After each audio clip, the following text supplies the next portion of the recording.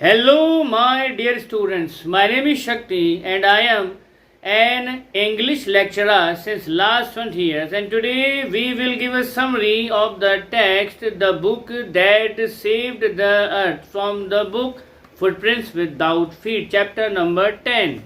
If you are new on our channel and if you like the video, subscribe the channel and press the bell icon so that you can get the notifications of our videos firstly. So without wasting a single second, let's start the topic, the book that saved the earth. तो ये कहानी है एक ऐसे theme के ऊपर जिसमें जो है परग्रही एलियंस जो है हमला करने वाले होते हैं धरती के ऊपर। अब ये परग्रही है कौन? इन परग्रहियों को डिफाइन किया गया है चैप्टर में मार्शियंस के रूप में, और इन मार्शियंस का जो राजा है उसका नाम है थिंक टैंक। तो थिंक टैंक एक एग शेप का हेड लिए हुए है, अंडे के जैसा उसका सिर है बड़ा सा, और उसकी एक ख़ास बात यह है कि वो जो है अपने आप को बहुत ज़्यादा बुद्धिमान क्रीचर मानता है पूरे यूनिवर्स में। एक्चुअली वो है भी, लेकिन इस पूरी की पूरी कहानी में उसने एक छोटी सी गलती कर दी और उस गलती की वजह से वो जो है कार्टून बन के रह गया, लेकिन वो कार्टून कहीं से भी नहीं था। तो थिंक टैंक जो है मार्स का राजा है और उसका जो कंप्लीट सैल्यूटेशन है वो कुछ इस तरह से है। Great and mighty think tank, ruler of Mars and her 2 moons, most powerful and intelligent creature in the whole universe. So this is the complete salutation part of the think tank. अब think tank की नज़र जो है सीधी धरती के ऊपर है और think tank जो है धरती को एक मड ऑफ बॉल से ज़्यादा कुछ समझता है नहीं। तो उसने क्या किया था, इन्वेजन फ्लीट को जो है हमला करने के लिए भेजा था धरती के ऊपर, but at the same time उसने एक प्रोब भी भेजा, एक इन्वेस्टिगेशन करने वाली मार्शियंस की टीम भी भेजी, और उस टीम के अंदर 3 लोग थे। कैप्टन ओमेगा जो कि एक फीमेल थी, कैप्टन ओमेगा, लेफ्टिनेंट आयोटा और सार्जेंट ऊप। ये 3 जो मेंबर थे वो धरती पर आते हैं रिसर्च करने के लिए, कुछ जानकारी जुटाने के लिए। अब यही चूक थिंक टैंक ने कर दी थी कि अर्थ के रिगार्डिंग जो भी ज़रूरी डेटा था उससे पहले जुटाना चाहिए था। सीन ये है कि इन्वेजन फ्लीट धरती को घेर करके खड़ी हुई है और एट द सेम टाइम वो प्रोब जो है, वो इन्वेस्टिगेशन टीम जो है वो धरती पर लैंड होती है सेंटरविल पब्लिक लाइब्रेरी के अंदर। तो वो जो इन्वेस्टिगेशन टीम है वो लैंड होती है सेंटरविल पब्लिक लाइब्रेरी पर। अब वो तीनों के तीनों जो प्रोब मेंबर है, इन्वेस्टिगेशन टीम के मेंबर हैं, वो कंफ्यूज हो जाते हैं। यहाँ पर एक जैसी दिखाई देने वाली जो है हजारों की तादाद में चीज़ें थी और वो चीज़ें थी बुक्स। तो उनको कंफ्यूजन हुआ कि ये है क्या। तो उन बुक्स के रिगार्डिंग वो जो है एक ओपिनियन लेते हैं, एक्सपर्ट ओपिनियन थिंक टैंक की, कि वही ज़रा सा रोशनी डाले कि ये जो पर्टिकुलर स्पेस है, ये जो जगह है, ये प्लेस ये है कौन सी, और यहाँ पर ये जो चीज़ें रखी हैं ये क्या है। तो थिंक टैंक ये सजेस्ट करता है कि दरअसल जिस जगह पर आप लोग खड़े हो, ये जो सामने आपको चीज़ें दिखाई दे रही हैं, ये दरअसल एक सैंडविच है और धरतीवासी जो है खाने की बड़ी शौकीन है, तो ये सैंडविच ही है। तो थिंक टैंक की ओपिनियन को कंफर्म करने के लिए आप जो है सैंडविच को खाओ। तो सबसे पहले ऑर्डर मिलता है कैप्टन ओमेगा को, ओमेगा टाल देती है आयोटा के ऊपर और आयोटा टाल देती है सीधा सार्जेंट ऊप के ऊपर। वो उस बुक का एक कॉर्नर बाइट भी करता है, खाता भी है, लेकिन खाते समय बहुत ही गंदे गंदे चेहरे बनाता है। ऑब्वियसली यार, किसी किताब को आप कैसे खा सकते हो, किसी पेजेस को, किसी पन्ने को आप कैसे खा सकते हो।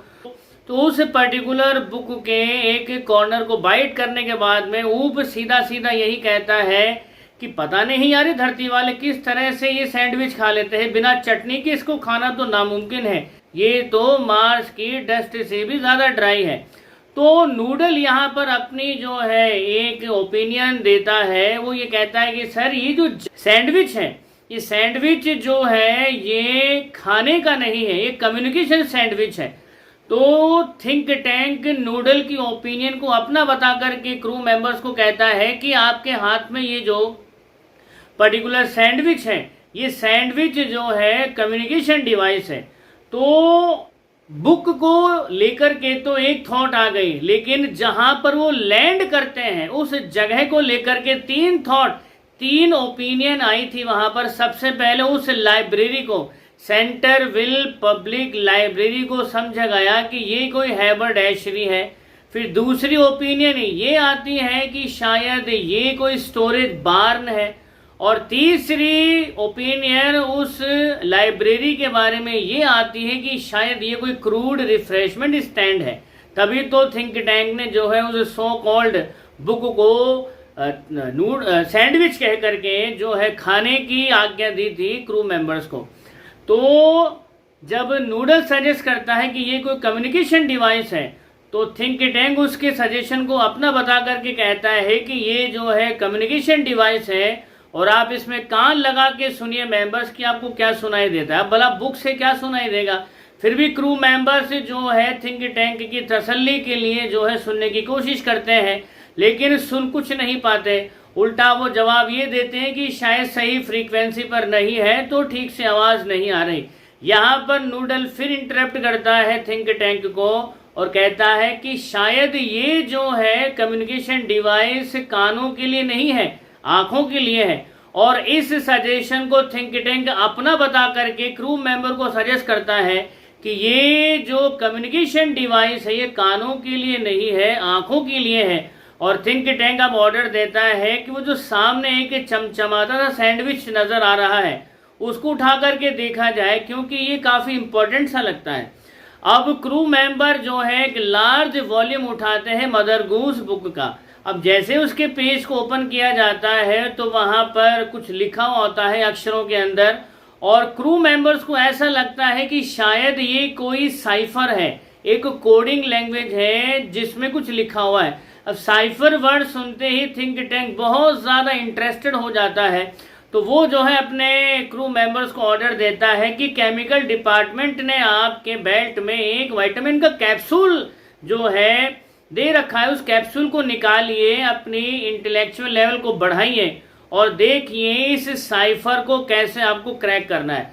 तो जैसा थिंक टैंक ने एडवाइस किया था, सारे क्रू मेंबर जो है अपनी बेल्ट से वो विटामिन का कैप्सूल निकाल करके खा लेते हैं और उसके बाद में उस मदर गूस की राइम्स को देखना शुरू करते हैं। और जैसे देखना शुरू करते हैं तो वो जो राइम्स थी उनका जो ट्रांसलेशन था वे सिर पैर का था, लेकिन जो वर्ड साइफर बोला गया था वो साइफर वर्ड ही थिंक टैंक के कान खड़े कर देता है। तो सबसे पहली जो राइम थी वो राइम थी क्या और उसका मीन क्या निकाला गया हम वो देख लेते हैं। तो जो पहली राइम थी वो कुछ इस तरह से थी, mistress Mary quite contrary how does your garden grow with its cockle shells and silver bells and pretty maids all in a row. अब ये पढ़कर के जो है ऊप तो दांत फाड़ने लगता है अपने भयंकर तरीके से, लेकिन थिंक टैंक कहता है कि ये दांत फाड़ने का टाइम नहीं है, हमने डिस्कवरी करी है अर्थ लिंक्स की टेक्निकल एडवांसमेंट के ऊपर। तो अर्थ लिंक्स ने जो है माइनिंग, बायोलॉजी और वेपनरी इन तीनों को मिक्स कर दिया है, और अब ये जो है अपने खेतों के अंदर बम उगा सकते हैं, बारूद उगा सकते हैं, मेटल्स उगा सकते हैं। तो ये जो है टेक्निकल एडवांसमेंट की पीक पर पहुंच चुके हैं। फिर दूसरी राइम जब पढ़ी गई तो उसका ट्रांसलेशन कुछ इस तरह से है। दूसरी राइम क्या है, hey diddle diddle the cat and the fiddle the cow jumped over the moon the little dog laughed to see such sport and the dish ran away with the spoon. अब ये rhyme पढ़ने के बाद ऊप और बेतहाशा हंसने लगता है, तो थिंक टैंक वहीं से जो है डांटता है उसको कि ये जो है हंसने का समय नहीं है, हमने जो है अभी एक और डिस्कवरी करी है अर्थ लिंक्स की टेक्निकल एडवांसमेंट के ऊपर। तो धरतीवासियों ने अपने सभ्यता की उस पीक को छू लिया है जिसमें उन्होंने अपने पेट्स को, डोमेस्टिकेटेड एनिमल्स को जो है म्यूजिक का कल्चर दिया है। यहाँ के पेट्स जो है ह्यूमर भी जानते हैं, और cow jumped over the moon इसका मतलब तो यह है कि अर्थलिंक्स ने जो है गायों की एक बहुत बड़ी फौज बना रखी है जिसमें लाखों की तादाद में सोल्जर काउज हैं। तो cow jumped over the moon, इसका मतलब यह है कि इन्होंने मून को तो अपने अंडर में कर लिया है। तो गायों की फौज, लाखों गायों की फौज के साथ जो पर्सन या जो लोग जो है आगे बढ़ रहे हैं, तो इसका मतलब वो कोई इंटर प्लानिटरी अटैक को प्लान कर रहे हैं।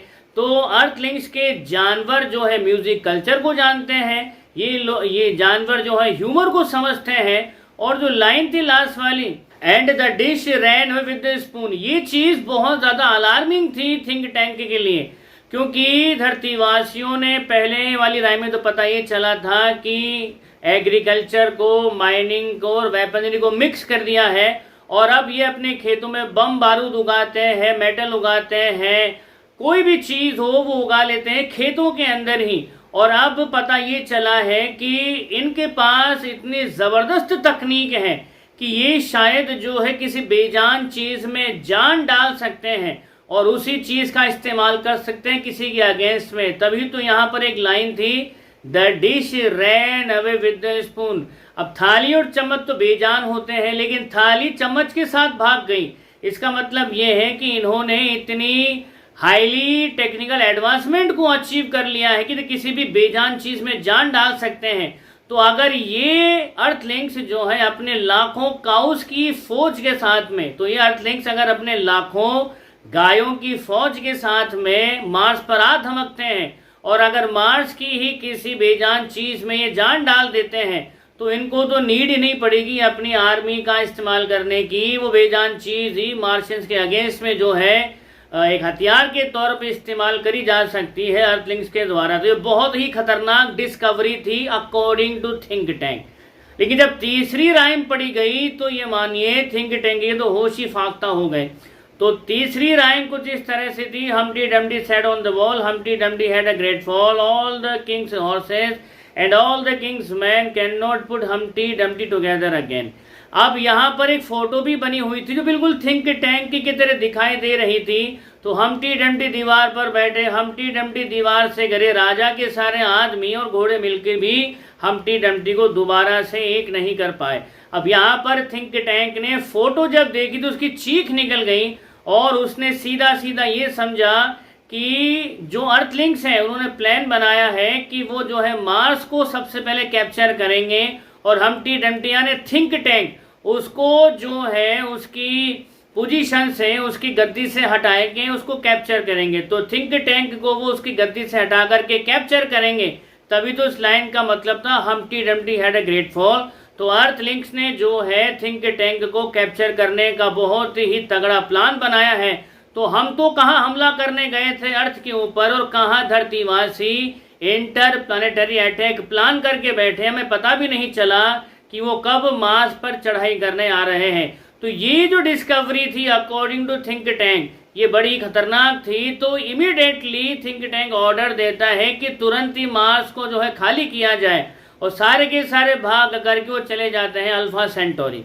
तो इस तरह से धरती पर होने वाला मार्शियंस का अटैक रुक जाता है। इस घटना के सदियों बाद में दोबारा से जो है कांटेक्ट स्थापित होता है अर्थलिंक्स का और मार्शियंस का। अब नूडल जो है हेड है मार्स का, वो रिप्लेस करता है थिंक टैंक को। तो अर्थलिंक्स के काफी दोस्ताना संबंध स्थापित होते हैं मार्शियंस के साथ में। उन्होंने मार्स की कैपिटल मार्सोपोलिस के अंदर एक जो है लाइब्रेरी भी स्टैब्लिश करी है। अर्थलिंक्स ने जो है सिखाया मार्शियंस को सैंडविच और बुक के बीच का फर्क। तो इतनी सारी दोस्ती हो जाने के बावजूद भी आज भी जितने भी मार्शियंस हैं वो एक बुक को पढ़ने से डरते हैं, और उस बुक का नाम है mother goose. With these words I finish my summary of the text, the book that saved the earth. We will meet again in another summary of some other text. Till then, keep smiling. Jai Hind, Jai Bharat, Vande Mataram.